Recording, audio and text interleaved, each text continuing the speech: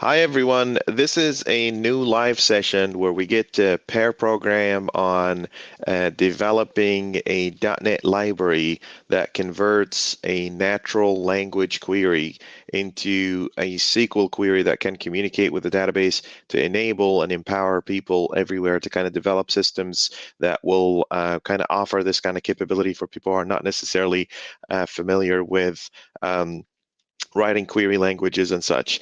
So in this particular session, though, this is a special session because now from our session yesterday, we stumbled upon a very interesting idea. We stumbled upon the idea that, if we stick to the particular existing exceptions, right, that we have already in place, there are some blind spots. We have blind spots where people are not really able to detect, that the exception itself doesn't have an inner exception, or that it doesn't have the proper mapping, or it doesn't have the proper language in the exception. And let me just show you here, what that really means. Let me kind of increase the percentage here real quick.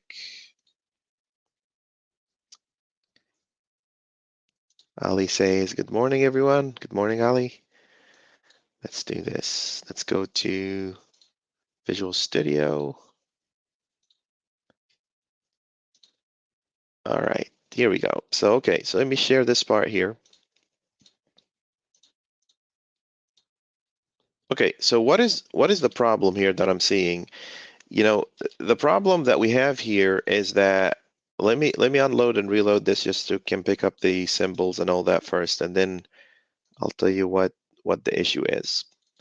You know, anybody out there would say, okay, we tested everything, this is test driven, and we have all what we need, but you have to keep an eye open on the little pieces that can empower our standardization effort, right? So since we merged that PR, I'm going to go straight to main, and then I'm going to show you the blind spots that we have in our standard that can actually, this is just another, evolutionary point for us to kind of tighten our testing and make sure that our stuff is, we're building on top of all these expertise that we had in the past.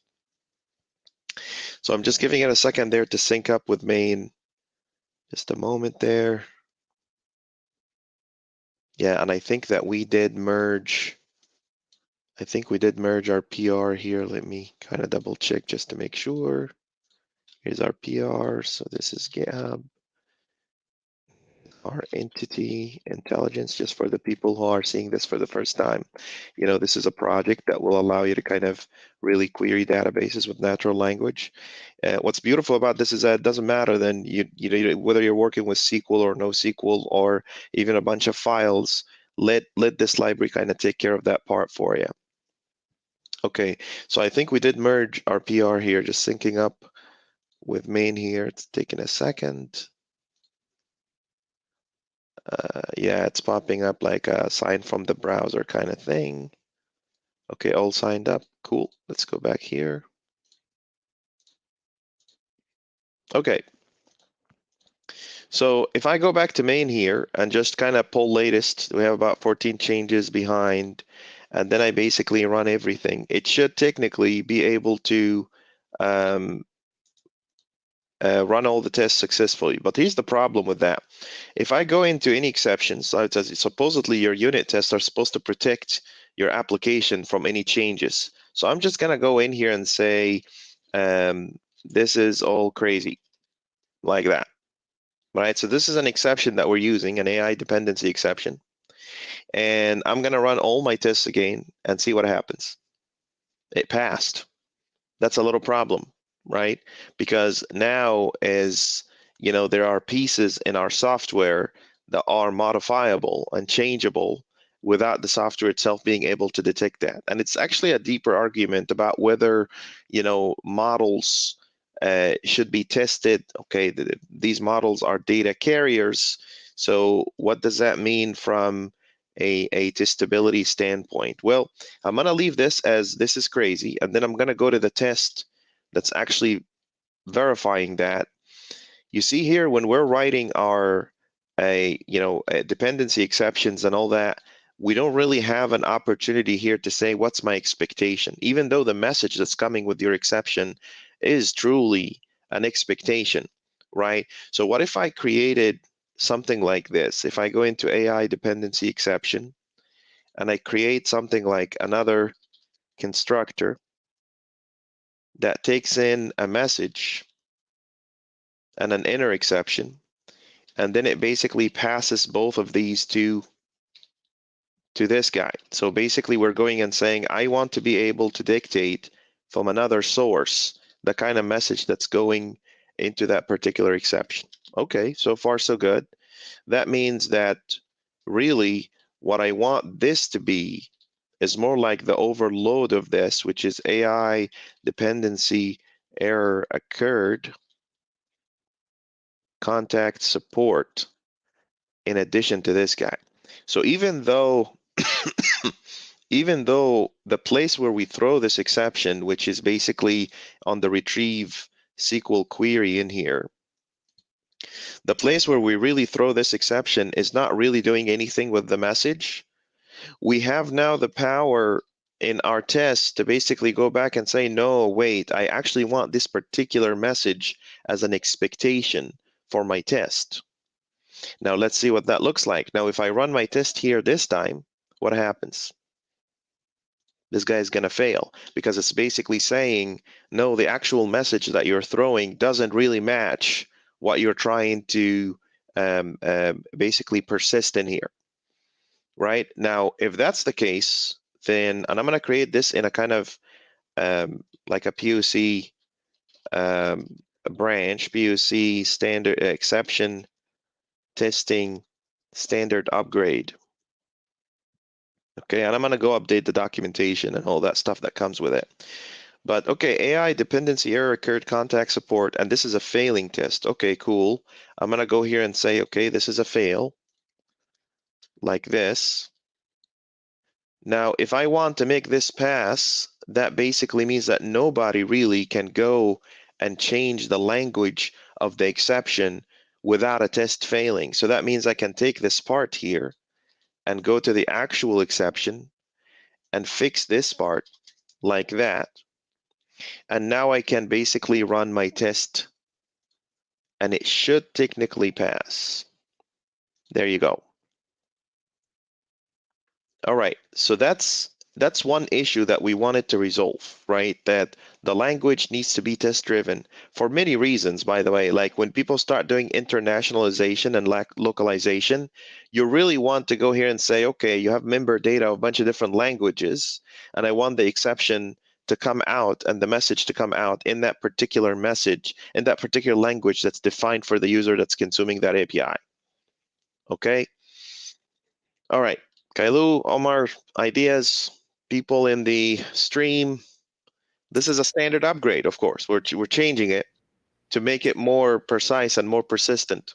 But I'm here to listen to people's ideas and opinions. Yeah, I have just one comment here, or like two comments. I didn't know that actually when we assert in XUnit that it cares about message. In this case, Actually, it cares. this is not an XUnit assertion. This is an override in a library that we call exceptions assertions. XUnit doesn't do that. We do. It does look like XUnit though, doesn't it? Yeah. So if you look at if you look at the messages coming out, look, exception assertions. This is not an XUnit thing. That's Yeah. something, Okay. yeah, Yeah. that's something Chris Tudutui went and built into our libraries. Yeah. There's a whole lot of history. It does look simple, but there's a lot of history that went into this, a lot of effort too. Yeah. Okay. Yeah. The other thing is, I didn't actually have time to do research. But like, Mm. if we instead of messages, we just said message IDs, because you mentioned internationalization, right? Mm-hmm. With different languages, we need like a list of Mm-hmm. gold data for these messages, which is Yep. should live outside the code. Still can be changed later, but I Mm-hmm. think we need to trust it, right? So Yep. for the messages, but Yep. That yeah, would it's be just idea, yeah. Yep, that would be an internationalization broker that we call Yeah. in and we say, give me the messages for this. But Yeah. just for this particular purpose here, this solves that problem. And it's really important that people see the message right there in front of their eyes, knowing that, oh, yeah, this part here is supposed to report that particular message. And the same thing applies to all localized and localization categorization exceptions. So local exceptions, categorical exceptions must follow the exact same idea. Mhm. Hello, ideas? Omar, you were going to say something?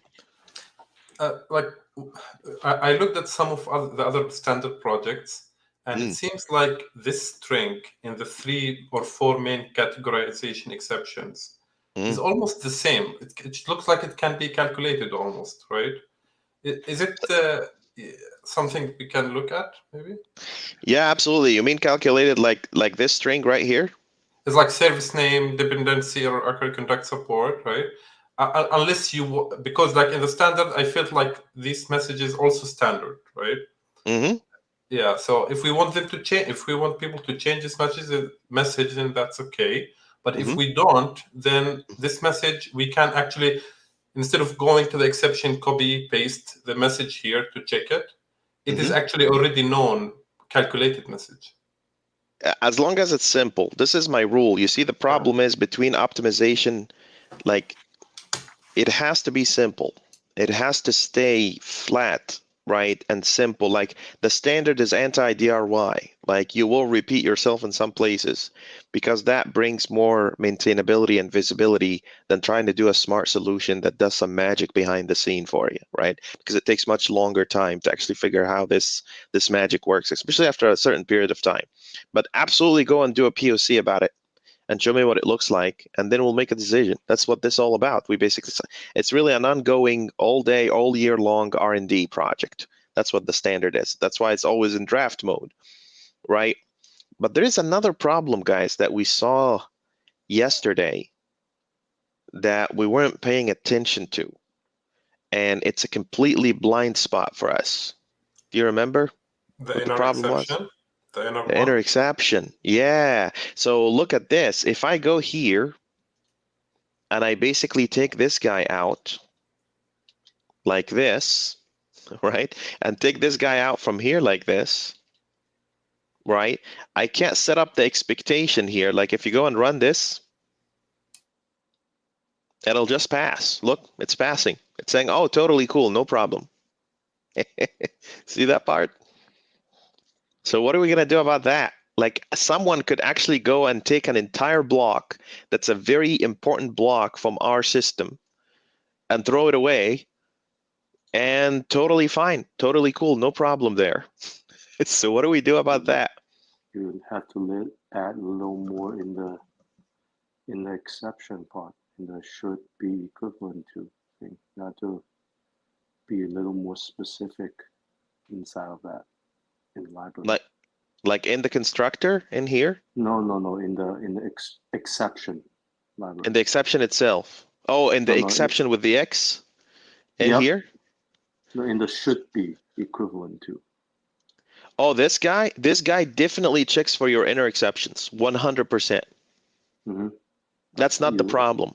The problem here, it's saying it's null here and null here and null wherever you're throwing it. So your expectation, I guess it's null, even though I passed it here as a parameter.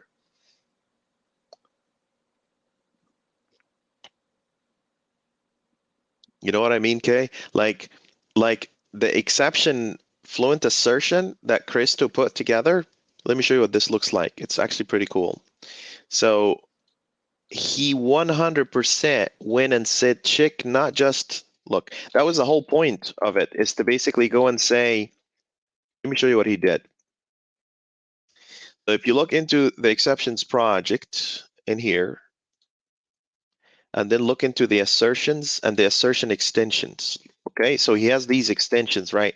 So if you look at the extension in here, look what he's doing. He's not just checking like actual inner expected exception and actual inner exception and expected inner exception. He's digging into the data, the messages, He's definitely 100% looking at these, and then he's using this fluent assertion to actually give you the problem, what actually has happened. It's huge. Look at all this. It's genius. It helps us a lot. This is how, remember, Kailu, how we started to see why things were failing. Before, we couldn't see when you had an add data, like a problem detail in your exception, we couldn't see exactly which part was missing. Now you can because of this, right? So going back to this part, yeah, I guess Thomas also added some stuff there.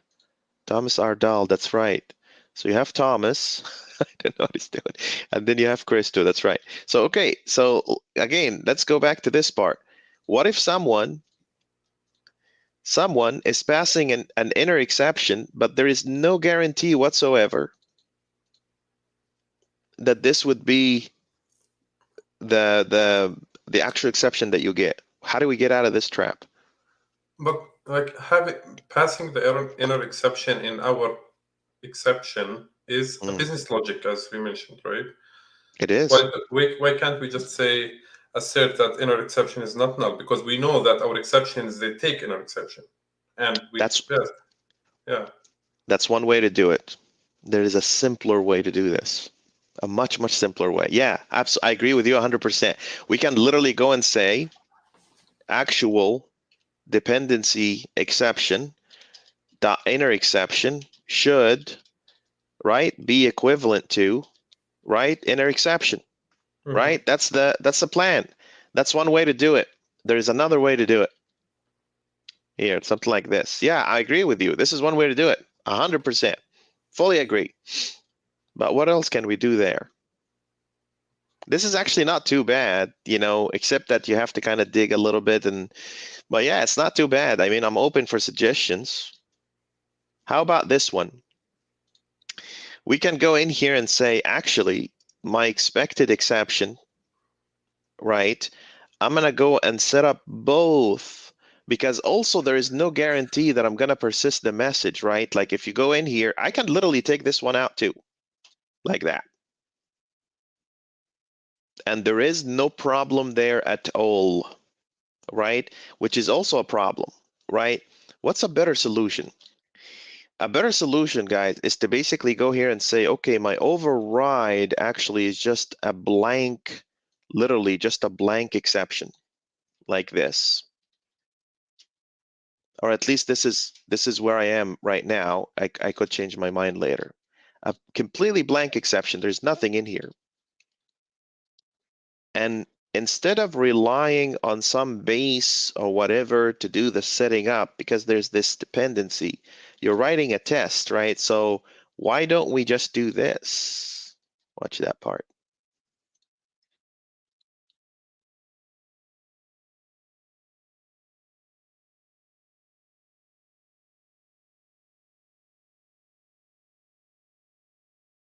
Something like this. The problem with this one here is, and then the same thing for this guy. So you're basically going and saying expected exception dot inner exception equals. Do you know what the problem here is? The problem here is that both of these are read-only fields. Read-only fields.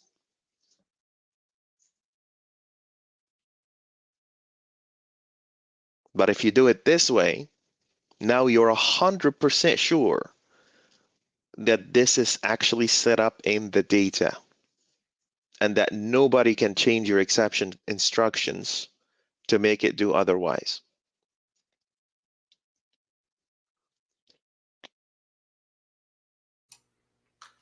Okay, but you just say they are read only. So what's We figure it out. We figure out a way to set these fields, right, in a way that is not read-only. Because by the way, we own this guy. Like this is our guy. This is a custom library with the X. It's ours. It's part of SFAL. It's what spawned a whole new idea about abstraction. But think about this for a second. If we can set these like this, there is no way, no matter how many times people try to change the code, there is no way people can get away with it. Yeah, but I see it useful to be read-only as well. Like it's like message specifically. You don't want people to change the exception while it passes from one level to another, right? Maybe, yeah.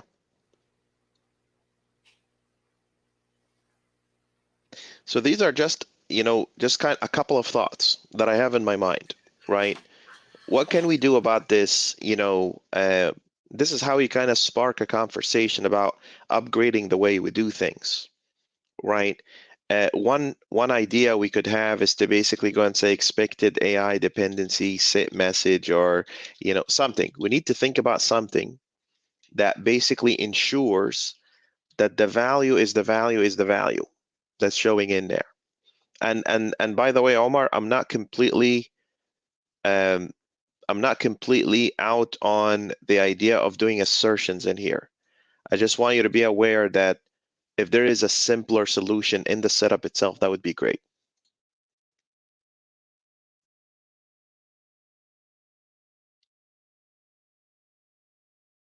Right? Okay. So here's the thing. I won't have a session tomorrow, but I want both of you to just kind of think of options, and the same thing for the rest of the community. What's a better way? What are better options that we can have to ensure that our values, like right now, the working option is to use the assertions, to basically literally go down here and to say, yeah, even though I know that this guy is doing the assertions that I expect them to, right? For the actual, it's basically comparing two different models to each other. Okay, that's great. But if these two models are compromised and the code has changed, there's nothing you can do about it, right? So is the option here is to go and say this dot message should be like that, because it's going to be like four of them, because there's the outer, right? Outer value, inner, and then inner value is three of them. Is this the way to go about testing exceptions? I don't know. It works. We know that it will work. But is it the way to go? I don't know.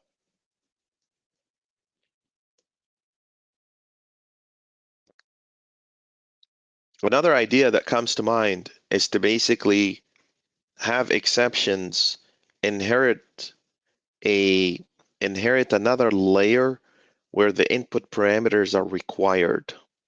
Like you can actually do dot base and run away with the idea of not passing. You know what I mean? Like here's my thought process here. Like if you go in here, let's just say we created a new library here. Let's call it internal class exceptions 2. Okay, and exceptions 2 inherits from exception. Okay, cool. But it's exposing a thing in here that basically says you must mandatorily pass and put that in a library, right? So you're basically here saying you must pass an exception and an inner exception, and that is wrapped up in a library, right? Which means that if I go this route, I can't get away with not passing parameters here. You see what I'm doing? Like I can't get away with that in here. But there's a problem with that. What do we do with exceptions where we just want to communicate a message like student is null? What do we do with that? Someone might say, well, we might hack around and pass a null. I'd be like, now you're going the wrong direction. So just some ideas, things that we can do that flawlessly and seamlessly mandates passing certain parameters there. That's the trick. There is in C#8. There is this required where we can mark property. I haven't used it yet. Mark properties and fields on a class as required. Like you can't get away without them. But as you said, like for message maybe, but for inner exception, we don't want to always make it required. Right. So, and also there is always the override option. So even if you made these required, I think it's something like this, if I remember correctly. Yeah. Or something like, I don't remember. It's like this or something like that. I remember something like this. So you basically put a a bang in there and basically say this is required. The problem with that is two things. You're starting to add business logic in your models, because this little thing, you're basically doing a little bit of validation there, right? But what's even worse is that there is no way you can get away with this, because you are forced to go and create exceptions that only takes a message. And now how do you know that how will you possibly be able to tell that the person that's using this is not going to take advantage of this override and skip throwing the inner? See the problem?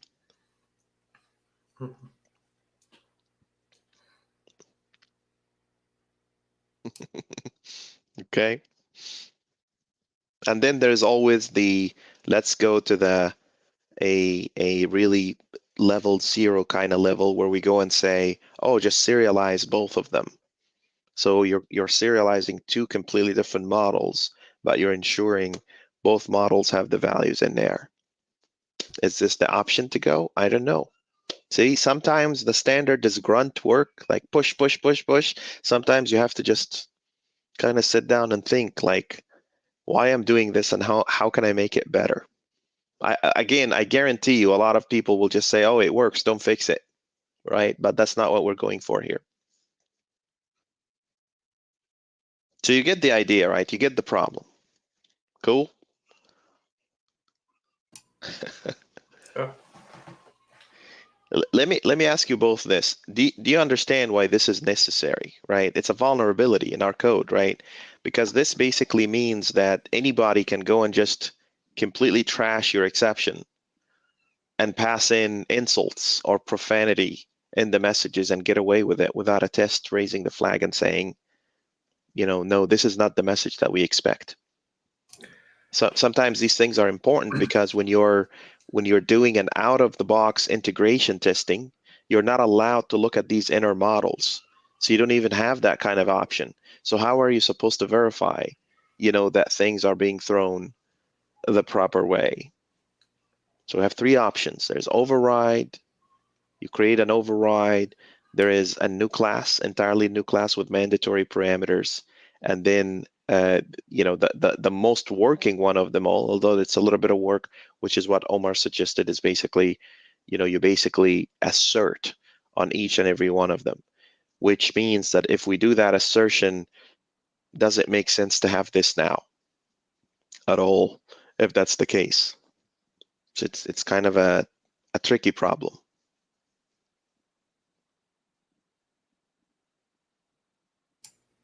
This message testing is there is a lot of debate about it, like testing the string basically. No, we have to, because this string Yeah. is the one that gets propagated all the way to the customer. So if the engineers are not seeing it right there in the test, anything could happen. Mm-hmm. So let me tell you why this is important, because when you write a test with the message like this, that means two people are going to see this. When you create the model and put the message there, only one person is seeing it, the person that's creating it. And that one person wants to be done as soon as fast as possible. They might miss things. They'll definitely miss things. Here's another idea that I have, and then we're going to wrap up because we're almost at time. An idea that I have here is to make this, the assertions here, like Kailu was suggesting earlier, this is Kailu's idea, is to basically go and say this actual dependency exception should, right? And we could go and say have, right? Have message with inner exception, and then have message again. You see what I just did there? This is really clean. We're going to have to talk to Christo about that one. So we basically go and literally pass in the inner exceptions in here, right? So this is like a failed dependency, whatever. And then here's the other exception. So we basically substitute this whole guy with the actual values. So we're testing against particular parameters. This is okay. This is a totally okay solution for me. This looks good, yeah, clean and readable, yeah. Okay, But don't just settle for it. I mean, that's the whole point. The point is just to be creative and innovative and all that.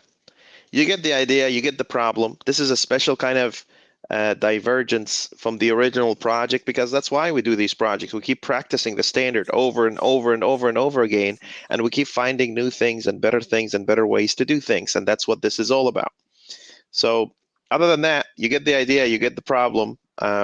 Thank you both for joining in. Thank you for the people watching us on all of these channels. And, I'll see you Monday. Thank you all. Take care. Thanks. Bye-bye. Take care.